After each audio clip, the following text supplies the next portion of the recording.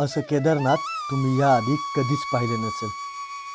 आज जिथे पाय ठेवायला सुद्धा जागा नाहीये, तिथे मी 4 वर्षापूर्वी होतो. 2020चा तो लॉकडाऊन जेव्हा जग थांबलं होतं, पण बाबांनी मला त्यांच्या दरबारी बोलवलं होतं. आज 4 वर्षानंतर ती ऐतिहासिक यात्रा मी पुन्हा तुमच्यासमोर मांडतो. हा फक्त प्रवास नव्हता, हा एक माझ्यासाठी दुर्मिळ अनुभवच होता. आणि हा अनुभव आज खूप लोकांना अनुभवता येत नाही, कारण आज श्रद्धेची जागा फक्त सोशल मीडियाने घेतली आहे.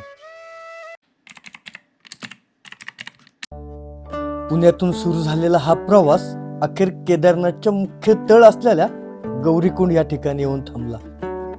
त्यावेळी उत्तराखंडमधील लॉकडाऊन नुकतंच उठलं होतं, पण नेहमी गजबजलेल्या गौरीकुंडमधली बहुतांश दुकानं बंदच होती. संपूर्ण परिसर एकदम शांत सुन्न होता. एरवी हजारोंच्या संख्येत असणारे घोडे खच्चरवाले सुद्धा तेथे फक्त 50-100च्या आसपास असावे. तुम्हाला ऐकून आश्चर्य वाटेल, पण त्या दिवशी संपूर्ण ट्रेकवर आमच्या व्यतिरिक्त फक्त 100 जणच होते. आणि आजची ही गर्दी बघितल्यानंतर मला माझ्या नशिबाचा हेवा वाटतो. तेव्हा सुरुवातीला खूप थंडी होती, पण आमच्या पावलांनी केदारनाथची वाट धरली होती. जसा जसा अंधार विरळ होत गेला, तसं तसं हिमालयाच्या कुशीत त्या कोवळ्या सूर्याचं दर्शन झालं. आज ज्या रस्त्यावर पाय ठेवायला सुद्धा जागा नाही, त्या ठिकाणी मी मात्र निसर्गाला डोळे भरून पाहत होतो. निसर्गाच्या याच सुंदर सोबतीने प्रवासाचा अर्धा टप्पा कधी पार झाला होता समजलेच नव्हते. आणि मग एका छोट्या टपरीवर त्या हाडं गोठवणाऱ्या थंडीमध्ये वाफाळलेला गरम गरम चहा आणि सोबतीला गरमागरम पराठा.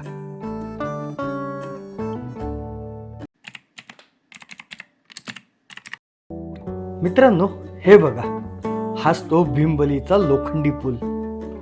आज जर तुम्ही इथे गेलात तर तुम्हाला थांबायला सुद्धा जागा मिळणार नाही, इतकी गर्दी असते. पण 4 वर्षापूर्वी जेव्हा मी इथे उभा होतो, तेव्हाचा अनुभव हा काही वेगळाच होता. या पुलावरून जाताना खालून वाहणाऱ्या मंदाकिनी नदीचा तो प्रचंड आवाज आणि आजूबाजूला कोसळणारे हे मोठे धबधबे मी अगदी निवांतपणे डोळे भरून पाहत होतो. आजूबाजूला गर्दी नसल्यामुळे निसर्गाचे ते रौद्र रूप मला खूप जवळून अनुभवता आले. पुलावरून पुढे निघालो आणि समोर आला तो एकदम मोकळा रस्ता.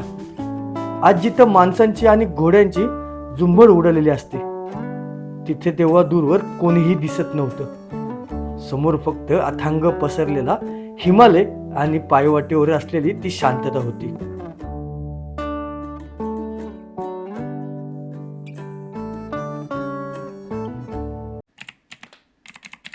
बेस कॅम्प मागे टाकून आम्ही जसे पुढे निघालो होतो, तसा रस्ता एकदम निर्मनुष्य झाला. आज याच रस्त्यावर भाविकांची प्रचंड गर्दी असते, पण 4 वर्षापूर्वी या वाटेवर माझ्या आजूबाजूला दुसरं कोणीच नव्हतं. माझ्या मागं पण कोण नाही आता, आणि इकडे पुढे पण कोण नाही.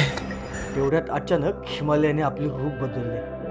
पांढरे शुभ्र ढग थेट जमिनीवर खाली उतरून आले. आजूबाजूला इतकं कडक धुकं झालं होतं की पुढचं साधी 10 पावलं सुद्धा दिसत नव्हती. आणि मग त्या घनदाट धुक्यातून वाट काढत मी थेट मंदिरापाशी पोहोचलो. ते पवित्र मंदिर संपूर्ण धुक्यात जणू हरवून गेलं होतं. त्या धुक्यातून बाबांच्या मंदिराचं झालेलं ते पहिलं दर्शन थेट काळजात घर करून गेलं होतं. दर्शनाची अजिबात घाई नव्हती. मी मंदिराच्या अगदी जवळच खोली घेतली होती. आज जी खोली 5-10 हजाराला असते, ती मला फक्त 500 रुपयामध्ये मिळाली होती. त्या थंड वातावरणात जेव्हा महादेवाच्या आरतीला सुरुवात झाली, तेव्हा संपूर्ण शरीर बहारून गेलं. मित्रांनो, असा हा शांत आणि पवित्र गर्दी नसलेल्या केदारनाथचा अनुभव आजच्या काळात तिथे घेणं म्हणजे निव्वळ अशक्यच आहे.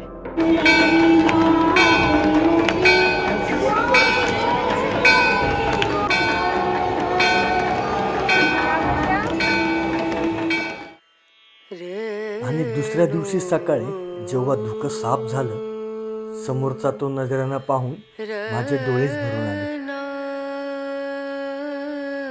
4 वर्षापूर्वीचा तो निवांतपणा आणि ती स्वर्गीय शांतता आजच्या गर्दीत पुन्हा मिळणं शक्यच नाही. पण त्या आठवणी माझ्या मनात कायमच्या कोरल्या गेल्या आहेत. मित्रांनो, हा अनुभव आवडला असल्यास आपला व्हिडिओ लाईक करा आणि सबस्क्राईब सुद्धा नक्की करा. जय बोले, हर हर महादेव, हर हर महादेव. रे नो दीम दो